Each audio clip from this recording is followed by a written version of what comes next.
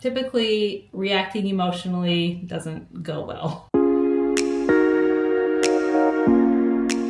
Welcome back to Mental Health Monday. Today we're going to be talking about mindfulness. So first, let's just think about what is mindfulness. When I first started doing therapy and I was learning about the skills and techniques to teach my clients, I thought mindfulness meant just having a blank mind. And I thought that meant sitting in the moment, noticing the present and what's in front of me, but not having any thoughts, not having anything come into my mind, and just being totally blank. And I realized later that that's pretty much impossible. We can't just have a blank mind. So the goal with mindfulness is actually to be present, to be in the experience and notice what's around you while noticing your thoughts, while noticing your emotions and your senses. But the key to mindfulness is you're not hooking onto them. So I just want to show you this picture first, and this picture is a really good indication of what mindfulness could be. We could have a totally full mind where we're just constantly thinking about everything in our lives and we're just either living in the future or the past, or we could be like the dog and we could just be looking at what's right in front of us and focusing on that and being totally present. So there's two types of mindfulness. There's awareness and there's acceptance. So awareness is like what I was talking about before, where you're just aware of your emotions,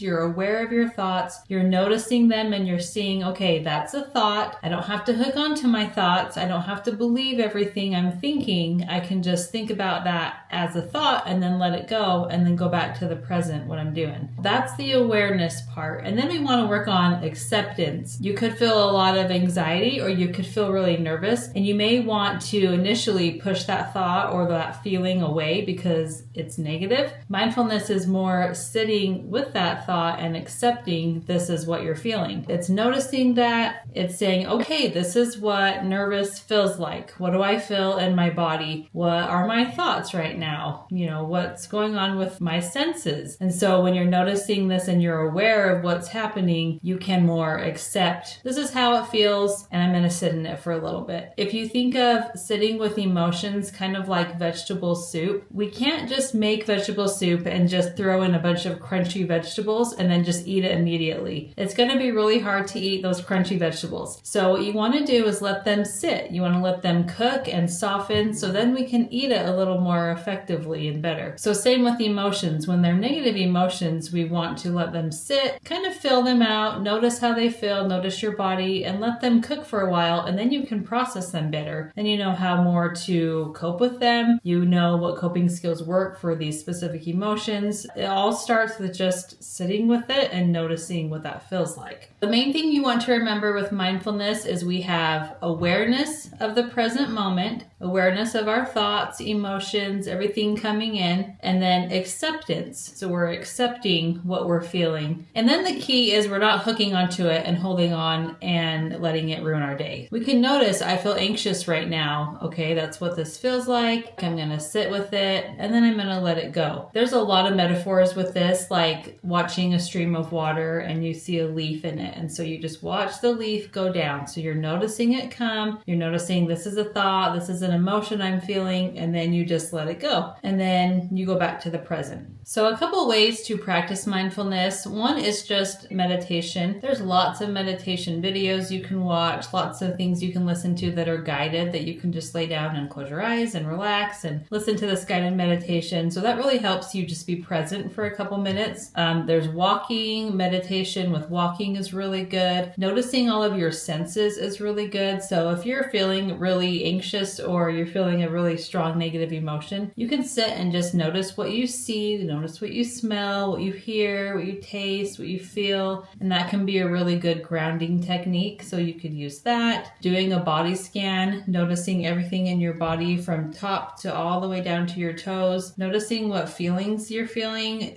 negative or positive, what those feel like. So all of this, just awareness of the present moment and awareness of your body, is really good way to practice mindfulness. My favorite technique to practice mindfulness, and this is something that I teach my clients, I'll tell you as well. Just pick something that you do every day that's just a routine, like brushing your teeth. Set your phone timer for like 3 minutes and just notice when you're brushing your teeth, what you smell, what you taste, what you see, what you hear, what you feel. And as you're doing that, you're always going to get thoughts come in. I mean, we think about everything while we're getting ready for the day, right? We think about all of our deepest, darkest thoughts when we're showering, when we're brushing our teeth. So think about when you're brushing your teeth, notice those thoughts, but then try not to hook onto them, and then just go back to noticing your senses. So the more that you do this, your thoughts will come in. You just say, okay, that's a thought. I'm going to let it go and go back to noticing what I'm doing, and just do that for a couple minutes. And you're going to start to train your brain to recognize what it feels like to be able to be present in specific moments. So when you are emotionally triggered in the future, typically we just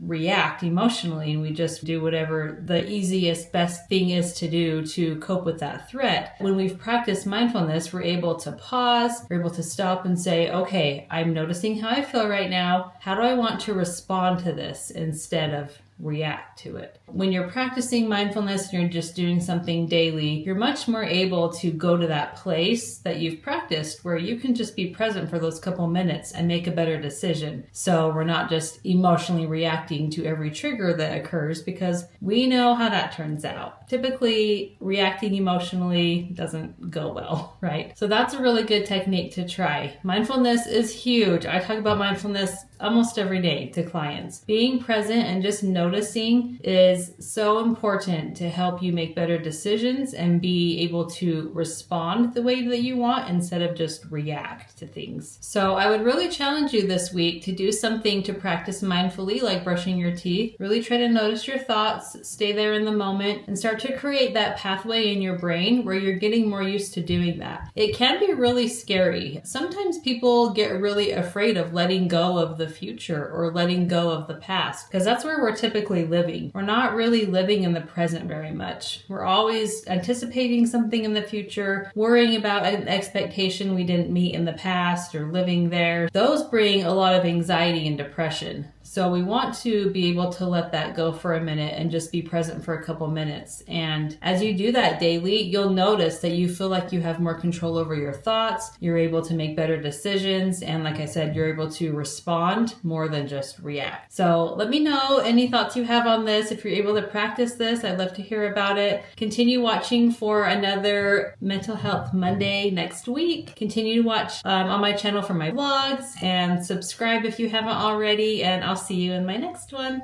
Bye.